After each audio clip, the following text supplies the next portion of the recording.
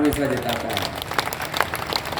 मैं जब पिछली बार आपके सड़क के किनारे कार्यक्रम हुआ था, उस समय भी यही बात मैंने रखी तो कही थी, और आज भी मैं महसूस वही बात करता हूं कि यहाँ की जनता ने मन बना लिया है कि एक एक वोट समाजवादी पार्टी के पक्ष में पड़ने जा रहा है। और ये जिम्मेदारी अब आपकी और बढ़ जाती है, क्योंकि पिछली बार तो चाचा यहाँ थे, लगातार संपर्क कर रहे थे। अभी आपने मुख्यमंत्री जी का सुन ही लिया आपने। जो मुख्यमंत्री जी हैं उनके बारे में क्या कहना। जब विधानसभा में हम लोग रहते हैं तो वो गिनती भी उल्टी पुल्टी पढ़ते हैं। 46 में टप्पर। एक बार कोई सवाल को लेकर के वो खड़े हो गए और जाने कहां से वो अखबार लेकर के आए और उस अखबार की खबर के माध्यम से कहने लगे कि 46 में 56 भर्ती हो गए थे एसडी। और उस दिन से लेकर के आज तक हम लोग कई जगह पर कई माध्यम से पूछते रहेंगे, भाई वो कम से कम 46 से 56 वाली सूची तो दे दो। और अभी पता नहीं क्या भाषण दे के गए जो प्रसाद को चूरन समझते हैं। बताओ, ये हमारे मुख्यमंत्री, आपने देखा हुआ सदन में जब भी चाचा को देखते हैं तो वो घबरा जाते हैं।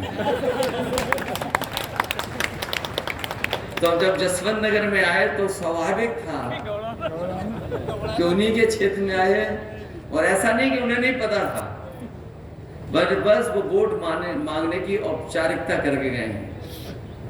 उनकी जो एजेंसी के लोग हैं या जो हमारे आपके आसपास खाकी वर्दी के लोग खड़े हैं और एक आध और भी कहीं छिपके खड़े होंगे जो भाषण नोट कर रहे होंगे, वो खुद सूचना दे देते हैं कि ये लाखों लाख वोट से आप जसवंत नगर से हारने जा रहे हैं।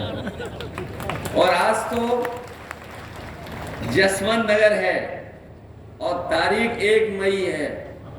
ये समझ लो बीजेपी गई, इसका पता नहीं लगेगा इसके बाद। और फिर जब चाचा ने इलाज करने की ठानी लिया है तो सोचो वोटों से कैसा इलाज होगा इनको। ये जनता तैयार है। हमारे गुजरात के क्षत्रिय भाई लोग तो तलवार से नहीं, इस बार मतदान से मतवार कर रहे हैं, उससे इलाज कर रहे हैं। और जसवंत नगर वाले भी इस बार अपना एक एक वोट डाल करके भारतीय जनता पार्टी के लोगों का इलाज करने के लिए तैयार हैं। ये वो लोग हैं जिन्होंने सब कुछ उल्टा पुल्टा कर दिया है और ऐसा उलझा दिया है देश को और तमाम चीजों को कि अगर ये नहीं हटेंगे तो हो सकता है ये संविधान को भी बदल दें। कई बार हम लोग इस बात को कहते हैं कि संविधान बदलेंगे, तो पत्रकार साथी और बीजेपी के लोग ये तर्क देते हैं कि संविधान कैसे बदल जाएगा। मैं उनसे जवाब में कहता हूं कि याद कीजिए कि भारतीय जनता पार्टी ने एक दिन फैसला ले लिया और फैसला लेकर के सब नोट बंद करा दिया। क्या किसी पत्रकार को पता था? क्या किसी जनता में किसी सदस्य को पता था? किसी को नहीं।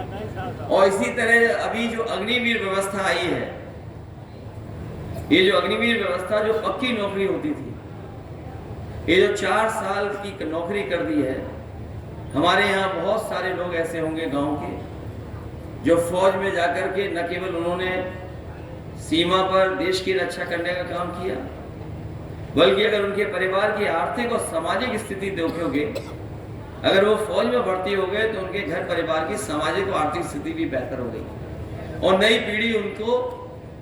पीढ़ी को अच्छा पढ़ने का भी मौका मिल गया। जब ये जानकारी बीजेपी को हो गई कि गांव के बच्चों की जो पढ़ाई लिखाई वो बेहतर हो गई, फौज में जो लोग भर्ती हो जाते हैं उनका सामाजिक आर्थिक रूप से वो मजबूत हो जाते हैं, तो उन्होंने ये फैसला लिया कि अब पक्की नौकरी नहीं, अग्निवीर के माध्यम से ही नौकरी मिलेगी। हम अपने तमाम नौजवानों को कहना चाहते हैं इस मौके पर कि समाजवादी सरकार और इंडिया गठबंधन की सरकार आएगी, ये जो आधी अधूरी 4 साल की नौकरी दी है खत्म हो जाएगी और जो पहले व्यवस्था थी कि नौकरी पूरी मिलती थी और पेंशन और सुविधाएं मिलती थी, वही इंतजाम करने का काम करेंगे। ये हमारे खाकी वर्दी वाले भी कभी कभी हम लोगों को गुस्सा दिखाते हैं। ये लोग भी जान लें, बीजेपी वाले आ गए तो 4 साल की नहीं, इनकी 3 साल की नौकरी हो जाएगी और बाद में ये हम लोग के संगी घूमेंगे।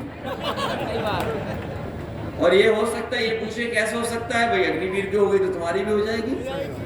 और सरकारी विभाग देख लो, बताओ आउटसोर्स में है नौकरी में कि नहीं है। क्लास 4 क्लास 3 धीरे धीरे सरकार ने आउटसोर्स कर दी। न केवल नौकरियां सरकारी विभाग में आउटसोर्स की, बहुत से विभागों को आउटसोर्स कर दिया। ये जो आरक्षण ना खत्म होने की बात बीजेपी के लोग अब कह रहे हैं, वो इसलिए कह रहे हैं कि पीडीए परिवार से सब लोग जुड़ गए और जो बहुजन समाज के लोग हैं वो ये समझ रहे हैं कि बाबा साहब भीमराव अम्बेडकर जी का जो संविधान दिया हुआ था उसको भी ये बदल देंगे। ये बदले न बदले, लेकिन उस रास्ते पे ये लोग चल रहे हैं। सोचिए आप, अगर विभाग में प्राइवेट हो जाएगा तो क्या आरक्षण लागू होगा क्या उसमें? ये जो हवाई जहाज वाला विभाग था जिसमें लगभग 1 लाख लोगों को नौकरी मिलती थी, ये कुछ वर्षों से प्राइवेट कर दिया गया है। आप बताओ, प्राइवेट में जाने के बाद क्या आरक्षण मिल रहा है किसी को? इसी तरह और विभाग है, बीएसएनएल है, ये सरकारी विभाग, टेलीफोन वाले थे, ये सब प्राइवेट हो गए। ये पानी के जहाज जिस विभाग से चलते थे वो प्राइवेट हो गया। बीमा कंपनियां प्राइवेट होने जा रही हैं, बैंकें प्राइवेट होने जा रही हैं। तो सोचिए, अगर वो आरक्षण नहीं खत्म करना चाहते तो आखिरकार प्राइवेट के रास्ते पे क्यों जा रहे हैं? इसलिए घबराए हुए हैं भारतीय जनता पार्टी के लोग। और घबराने का नतीजा देखिए, जो कभी आरक्षण खत्म करना चाहते थे वो आरक्षण के पक्ष में बोल रहे हैं। लेकिन मैं अपनी जनता को सावधान करना चाहता हूं कि भारतीय जनता पार्टी के वो लोग हैं जिन पे भरोसा नहीं किया जा सकता। इन पे भरोसा तो बिल्कुल नहीं किया जा सकता। और अब तो इनकी और पोल खुल गई। ये अलग बात है कि इलेक्टोरल बॉन्ड जो आए थे उससे तो पोल खुली इनकी, जहां पर इन्होंने चंदा नहीं वसूला था पैसा। हम और आप लोग एक दूसरे का सहयोग मदद करते तो क्या थोड़ा बहुत चंदा देते हैं? कभी 500 रुपए, 1000, 2000, 5000, बहुत संपन्न होंगे तो लाखों में दे सकते हैं। लेकिन इस तरीके से कोई चंदा नहीं देता था। सब सीमाएं लांगे भारतीय जनता पार्टी के लोग और दबाव बना करके अपने सरकारी विभागों का, सोचिए कितना चंदा लिया इन्होंने। कई ऐसी कंपनियां हैं जिनके पास मुनाफा नहीं है, जिनके पास कोई कारोबार नहीं है, टर्नओवर नहीं है, लेकिन उसके बावजूद भी अपने टर्नओवर से ज्यादा चंदा दिया है। और कोई कल्पना नहीं कर सकता था कि 1,000 करोड़, 500 करोड़, 400 करोड़, 300 करोड़ तक चंदा दिया है।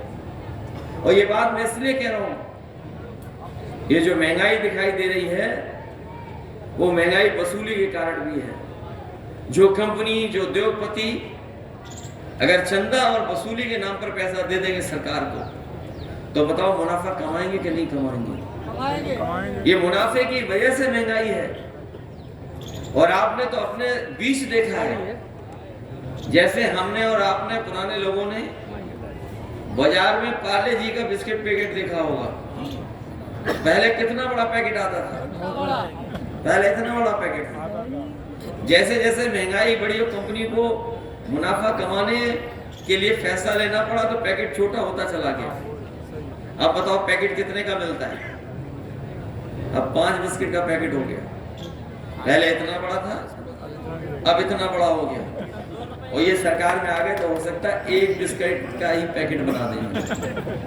और आपने तो खुद देखा है, बताओ बोरी से कितनी खाद चोरी हो गई। पहले 5 किलो और फिर अब कितनी और चली गई? 5 किलो और चली गई। ये सरकार में आ गए तो और 5 किलो चली जाएगी। बाद में आपको हो सकता है खाद पाउच में लानी पड़ेगी। ये स्थिति पैदा कर दी उन्होंने। और जिसको लेकर के ये बहुत प्रचार करते थे, अब वो बात खुल गई। फिर ये लोग हमें और आपको सबको वैक्सीन लगवा रहे थे नहीं लगवा, और जबरदस्ती वैक्सीन लगवा रहे थे। हमें लगता बहुत कम लोग होंगे, जो हमारे जैसा फैसला लिए होंगे वैक्सीन नहीं लगवाएंगे, हमारे जैसे कमी बचे होंगे। नहीं मैंने नहीं लगवाई, पूरे तो मैं तो परिवार डॉक्टर ने मना की होगी। नहीं, आपके कहने पे। तो एक तो हमने नहीं लगवाई, अब तो बात खुल गई ना। और सोचिए कंपनी को क्या कहना पड़ गया। कंपनी ने खुद हाई कोर्ट में कहा कि हाँ, इस वैक्सीन के बाद लोगों का हार्ट अटैक या हार्ट संबंधी बीमारियां बढ़ी हैं। अब सोचिए जिनके घर में सर्टिफिकेट होंगे, जो वैक्सीन के सर्टिफिकेट आप लोगों ने रखे हुए हैं, उसको देख करके आप वोट किसको डालोगे यार? जब सर्टिफिकेट दिखाई देगा तो कोई भी भारतीय जनता पार्टी को वोट नहीं दे सकता। अलग तरह की चिंता डाल दी मन में कि पता नहीं कल क्या हो जाएगा। तभी तो क्या कहते थे कि अफसर ढूंढना चाहिए, कोई नारा दिया था उस समय उन्होंने। तो सोचिए क्या अफसर ढूंढा उन्होंने कि वैक्सीन वालों से भी उन्होंने चंदा वसूल लिया। इसलिए बहुत से ऐसे सवाल हैं जिसका जवाब भारतीय जनता पार्टी के पास नहीं है। लेकिन सबसे बड़ा सवाल जनता के बीच में यही है कि ये संविधान बदल देंगे, और संविधान बदलने के बाद हमारे आपके अधिकार छीन जाएंगे। हमें आपको जो सम्मान मिलता है वो भी ये छीनना चाहते हैं। और सच्चाई तो ये है कि बाबा साहब भीमराव अम्बेडकर जी का दिया और संविधान ही हमारी संजीवनी है, जो हमें आगे बढ़ने का मौका देता है। यही संविधान हमें अधिकार देता है एक वोट का। और ये अगर संविधान बदल दिया तो हो सकता है भारतीय जनता पार्टी के लोग हमें और आपको जो वोट देने का अधिकार है वो भी छीन लें। इसलिए जहां मतदान के लिए आप जाएंगे वहीं सावधान रहेंगे, और सावधान रह करके अपने बूथ की रक्षा करने का काम करना, क्योंकि इस समय चाचा यहाँ ज्यादा समय नहीं दे पा रहे हैं। उन्हें भी चुनाव लड़ना पड़ रहा है और लड़वाना पड़ रहा है। तो उनकी भी इच्छा हम लोगों ने पूरी की है। तो कम से कम 1 लाख से ज्यादा है जिताने का काम करना, क्योंकि यहाँ की विधानसभा जिता सकती है। और कोई वर्ग ऐसा नहीं है जो वोट ना देना चाहता हो आपको और हमको। अगर थोड़ा बहुत हम लोग उनसे बातचीत कर लें, बैठ जाएं और उनको समझा ले जाएं, तो मैं समझता हूँ हर वर्ग के लोग